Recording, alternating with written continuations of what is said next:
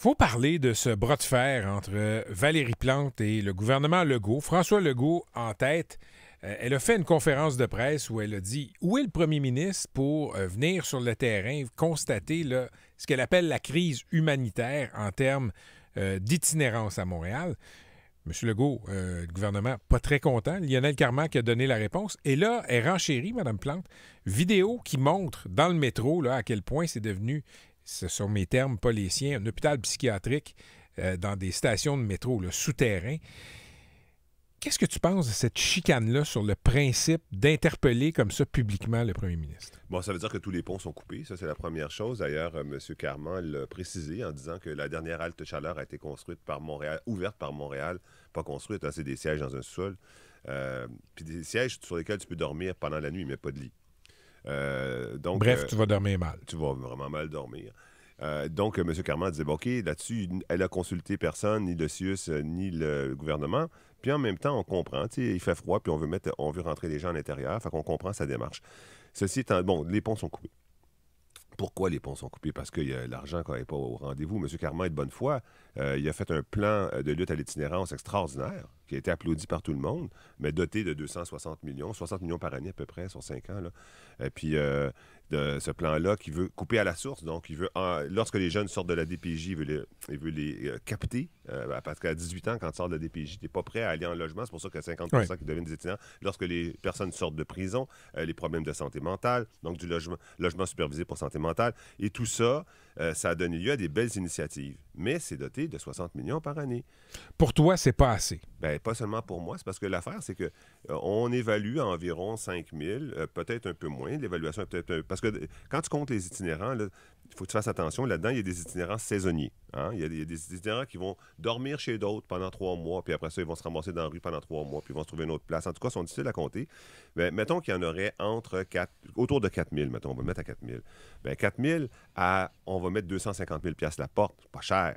Pas cher. Bien là, on est dans environ de milliards. Là. Fait que là, 260 millions versus 1 milliard, on est loin. Alors, M. Carman va dire, oui, mais on a ajouté de l'aide au logement. Vraiment pas assez. Vraiment pas. Il dit qu'ils ont ouvert, ils ont réussi à sortir 1000 personnes de la rue. Mais il y en a toujours plus, puis il y en a 4000. Fait qu'à un moment donné, il faut faire une adéquation entre les problèmes et les solutions, puis il faut dire go. La mairesse n'est pas meilleure. La mairesse a annoncé 60 logements de transition. Attends, elle n'est pas meilleure, mais elle peut toujours dire c'est pas la responsabilité des villes de s'occuper des sans-abri. Oui, elle peut dire ça. Mais si tu demandes au gouvernement de l'argent pour le transport en commun, pour la transition énergétique, pour les itinérants, entre autres, puis après ça pour la culture, puis etc., Oui. bien, à un moment donné, le gouvernement il a tout le loisir de te dire non. T'sais, parce que tu n'as pas ciblé ta demande. La mairesse, elle a fait des sorties aussi intenses sur les changements climatiques. Elle a fait des sorties peut-être plus intenses sur le transport en commun. Donc, moi, ce que j'aurais fait à sa place, je ne suis pas à sa place, mais ce que j'aurais fait, c'est un peu présomptueux, je trouve, de dire ça comme ça, de ce que j'aurais fait à sa place. Il me semble qu'une autre option aurait pu être de dire, je vais en cibler un. Celui-là, je ne le lâche pas. Puis, je mets de l'argent sur la table pour montrer que j'y tiens beaucoup. Par exemple, j'ai besoin d'1 milliard pour l'itinérance. Je mets 200 millions sur la table. Puis, OK, je vais m'occuper des autres dossiers pour lesquels j'ai fait des requêtes parce que celui-là, je le priorise. Et ce discours-là me semble plus percutant parce que le gouvernement peut très bien dire, Madame la mairesse, et c'est ce qu'il va lui répondre, hein, mot pour mot, vos employés sont payés 28 % plus cher que les nôtres. Puis moi, j'ai des missions de base qui sont la santé, l'éducation, les personnes âgées, etc. On en parle encore dans les journaux ce matin. Je vais pas vous envoyer de l'argent tant que vous n'aurez pas fait des efforts de rationalisation. Fait que la bataille est pognée, c'est un lockdown. Mais penses-tu que c'est un argument qui se vaut? De dire vos employés, vous les payez plus cher que les fonctionnaires provinciaux, toute proportion gardée là à Montréal. Oui, d'abord, une chose qu'il faut dire, c'est que ça coûte beaucoup plus cher de vivre à Montréal qu'ailleurs en région. Fait que oui, si tu regardes le calcul, le coût de la vie, c'est normal de payer plus cher les employés. L'autre chose, c'est les employés qui livrent des services directs. Direct. Quand tu regardes les employés qui livrent des services directs qui sont au gouvernement, par exemple, les infirmières, sont vraiment bien payés. Donc, c'est ça qu'il faut que tu compares. Parce que eux, tu peux pas t'en passer. Parce que si tu as 2 semaines de grève, bien là, les poubelles s'accumulent dans les rues, puis les nids de poules se multiplient, etc., et où la police ne fait pas son travail, là, les impacts les ont d'en face. C'est normal que ces gens-là aient eu un pouvoir de négociation très fort au cours des dernières années. C'est normal.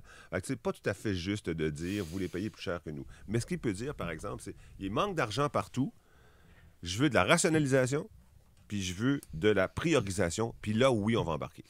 Avant de te laisser partir, non, avant d'aller à la pause, parce que tu vas revenir pour la deuxième partie de ta chronique, les cols bleus qui manifestaient aujourd'hui, qui manifestent ce matin devant l'hôtel de ville, parlant d'employés municipaux, ils disent que les négociations traînent en longueur. Qu'est-ce que tu penses de ça?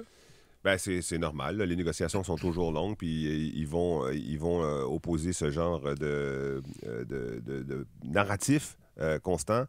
Les cols bleus à Montréal sont pas mal payés. Le problème, c'est qu'il y a beaucoup de temporaires, puis il y a beaucoup de temps partiel. Et quand tu fais la moyenne, temporaire, temps partiel, c'est vrai que eux, c'est difficile de les recruter. Là. On a de la misère. Sais-tu pourquoi qu'on fait du temps partiel? Parce qu'il y a des gens qu'on engage juste pendant les tempêtes de neige. Il y a des gens qu'on engage juste pendant les canicules. Donc, tu peux pas avoir du permanent tout le temps pour tout le monde. Mais les permanents sont gras durs. Eux vont te dire que c'est pas des millionnaires, puis j'ai pas de misère à le croire. Ils sont pas millionnaires, mais un col bleu, là, en qualité en temps de travail et en qualité de vie, là, j'ai souvent calculé que ça travaille moins que la moitié des journées d'une année, puis moins que la moitié des années d'une vie. As-tu remarqué que quand tu parlais de l'organisation du travail des cols bleus, tu disais le mot « on ». Ah. T'es plus le maire du plateau, hein? C'est dur à décrocher. OK, on te garde pour la deuxième partie de ta chronique. Oui, des